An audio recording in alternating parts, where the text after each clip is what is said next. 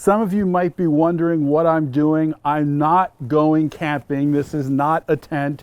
Jews camp for 40 years in the wilderness. We've had enough camping in our life. No, but in all seriousness, this is a sukkah, which reminds us of the 40 years the Israelites camped in the wilderness. Sukkot is the final biblical holiday of the three fall holidays. One of my favorite holidays.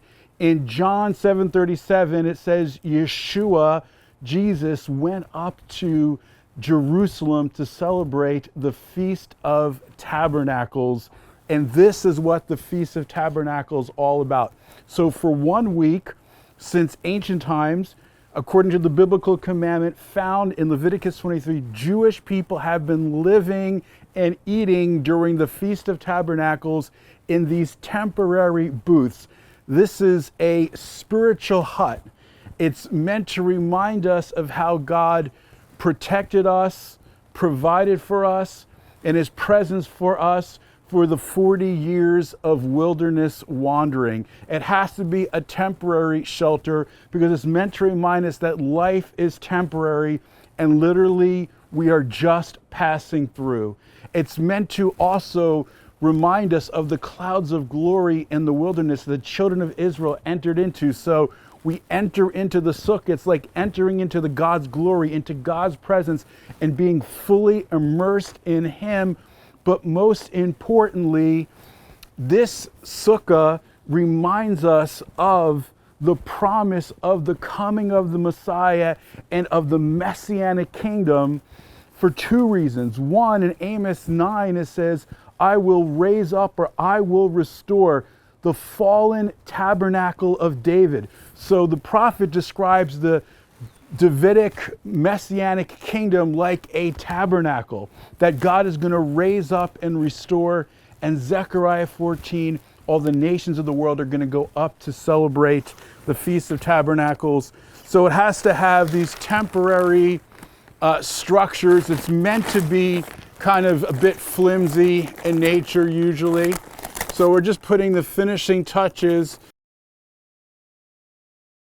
In traditional Jewish communities, the sukkah would be set up on the evening of Yom Kippur. So as soon as the Day of Atonement is done and the fast is complete, it's a big mitzvah. So the first thing you do after breaking the fast is to go set up your sukkah, or on the day after the Day of Atonement. It's always such a joy to go into the sukkah and celebrate and eat with your family. It's always a blessing. Sukkot was known as Z'man Simchateiunu, the time of our rejoicing. So it's meant to be a time of great celebration. It's meant to be a time of great joy in the Lord. One of the things that it's important to remember is that although these are traditionally called the Jewish holidays, and Sukkot is the last of the fall Jewish holidays, biblically they're called the Lord's appointed times.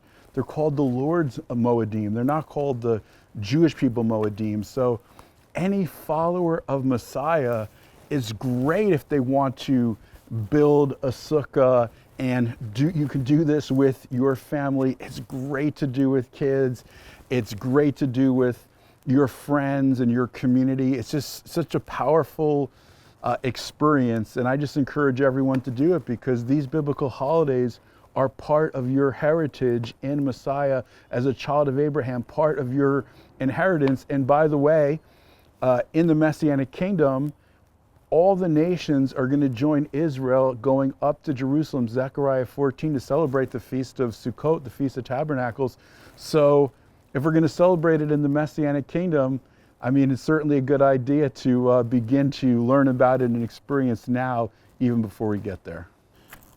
Sukkot reminds us of God's presence, protection, and provision as we wandered for the 40 years in the wilderness. So I just want to bless you right now in the name of Yeshua, that God should be your provider, that He should meet every one of your needs, especially in this crazy season, that He is your protector. He's going to watch over you, and his presence is going to be with you in a special way at this season. Chag Sukkot Sameach, may it truly be Z'man Simchateiunu, a time of your rejoicing in Yeshua's name.